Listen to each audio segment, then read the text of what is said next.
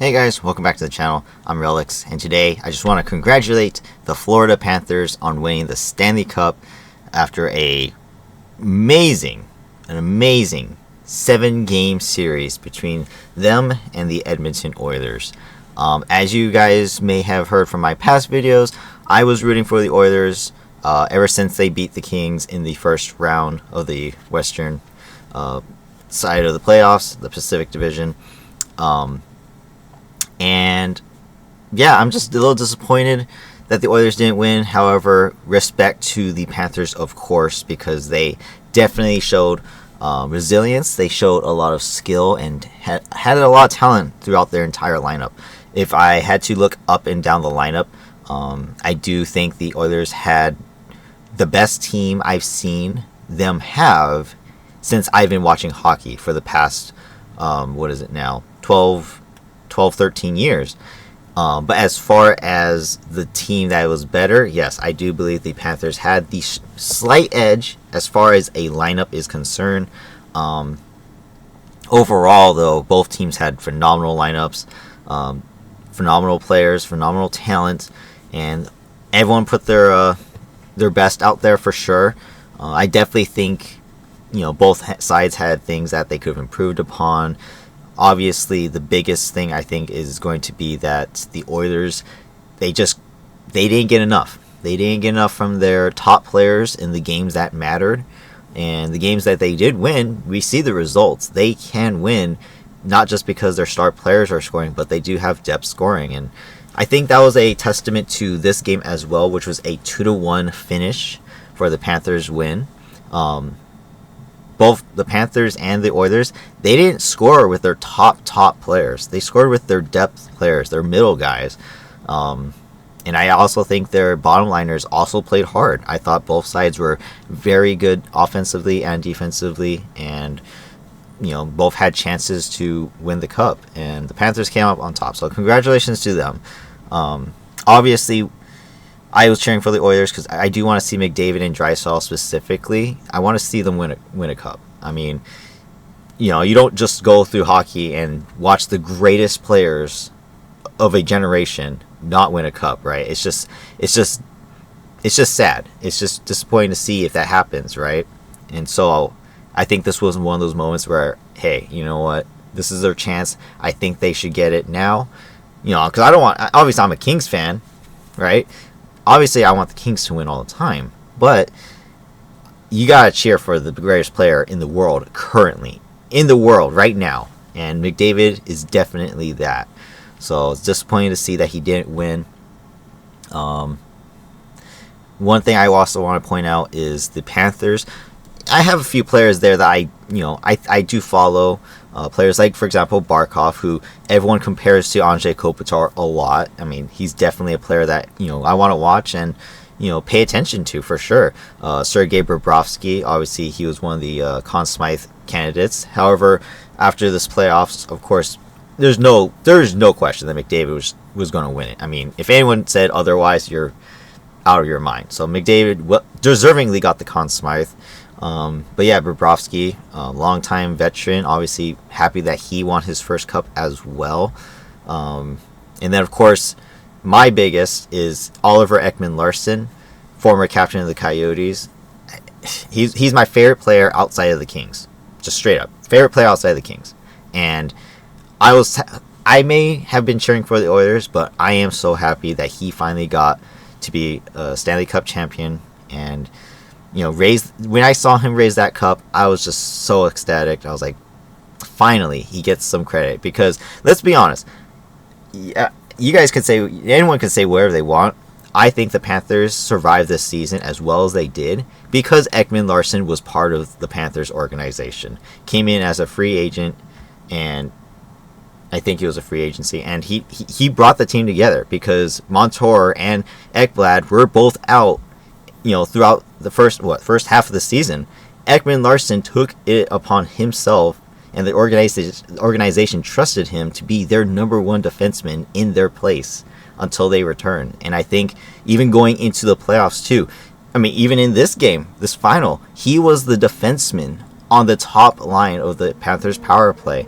Granted, they didn't score, and We hardly got to see the power plays or the special teams in this game, but that's a lot of trust into a veteran guy who has basically suffered most of his career in one of the worst teams in the Coyotes, unfortunately. And you look at Ekman-Larsson's stats, his career stats, his plus minus screams it all, and it's unfortunate. And I'm very happy that I got to finally see him be a Stanley Cup champion, and hopefully, whatever his future holds for him, for the rest of his career, I want to see him do good. As I pointed out in the past summer, there was a small chance that maybe we, the LA Kings, could actually get Ekman-Larsson, but obviously that was not the case. So I'm very happy that he won as my favorite player outside of the Kings. And of course, I gotta give respect to Matthew Tkachuk as well. Obviously, his presence wasn't exactly noticed throughout the entire playoffs on a consistent basis, but he has a lot of skill, and ever since he came over from 2 years ago from the Calgary Flames, he changed the organization for sure. Without a doubt. I mean, last year they got to the Stanley Cup Final and lost to the Golden Knights, and now this year they won it. That can't be a coincidence that Tkachuk comes over and they do that. So respect to him, even though he and Doughty have that big quarrel against one another. But ever since he became a Panther, that really hasn't been a real big issue. And so respect to Tkachuk. He deserves it. Obviously the Tkachuk family as well. Keith Tkachuk and Brady Tkachuk, who their father didn't win it. And then, of course, Brady, unfortunately, he's on the Senators, one of the worst teams in the league. On paper, they look great, but, their future isn't exactly bright, I guess, for now. We'll see. But yeah, just a lot of respect to both teams, and I think I was just on my feet the entire time. It was just an amazing playoffs, and I wish that the Oilers played better.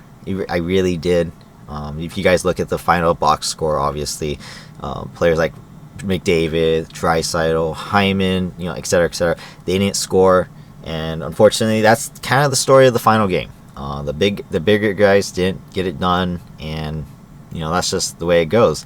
2-1 win for the Panthers. Obviously, it wasn't the goaltending. Both Skinner and Bobrovsky played phenomenal in net, and you got to give it up to them. They played great, a great series, all playoffs long as well. And so I think the Oilers definitely have to do a lot of soul searching for the next season, especially like for the defense as well, because players like Darnell Nurse and Kulak, I didn't think they played to their best potentials. Obviously, the bottom liners, they need to chip in a little bit more, not just in the playoffs. I mean, we're talking regular season. The regular season is supposed to gear you up for the playoffs, and I don't think the Oilers had that the entire way. I definitely think the LA Kings series with the Oilers definitely helped the Oilers rack up the momentum and push them to the playoffs, because Personally, I wanted them to go that far, but I didn't think they would. I definitely thought it was going to be either the Jets or the Avalanche going farther, because they are a stronger team. But the Oilers proved me wrong for sure in that, and I was cheering for them the entire way after they beat the Kings. So either way, hockey season's over. Very disappointing, because I love hockey, and I just want to keep talking about it, but can't wait for next season. Obviously, the LA Kings have won the biggest honors in playing the new Utah team in the preseason for our first preseason game. And that's going to be exciting. So we'll see what happens there. Otherwise, the free agency's coming. The NHL draft's coming. The offseason's just as exciting as the regular season. And I can't wait to see what moves the Kings make, who they sign, who they let go. It's going to be a big summer for sure, so we'll see what happens. And same thing for all the other teams. Obviously, Panthers and Oilers both have their contract situations to worry about as well. And, we'll see where people go, where people retire, people leave, people stay, things like that. But for now, that's it. I just wanted to give one final congratulations to the Florida Panthers. They definitely deserve to win for sure. Obviously, probably should have had it in games 4, 5, or 6, but, that's the way it goes, right? I mean, you fight to win the cup, and it's not over till it's over, and that's credit to the Oilers for trying to battle back. So, thank you guys for watching. Hope you guys enjoyed this one. Hit the like button if you did. Comment down below what you guys thought of this final series. And, of course, subscribe to the channel if you haven't already for more content. And I will see you guys in whatever next video comes out. Obviously, with hockey season kind of ending, not much to go off of for NHL news. But I will obviously maybe do a small video on the NHL draft, as well as some trades during the free agency. Again, I mentioned in previous videos that I will be on vacation, so it may be difficult. Otherwise, stay tuned for any of my hockey player reviews for the LA Kings coming this summer. And then, of course, hopefully hockey comes sooner than later. Don't want the summer to end, but I want hockey to return as soon as possible because that's my passion. So thank you guys for watching. Hope you guys have a great day. And I'll see you guys in the next one. Bye-bye.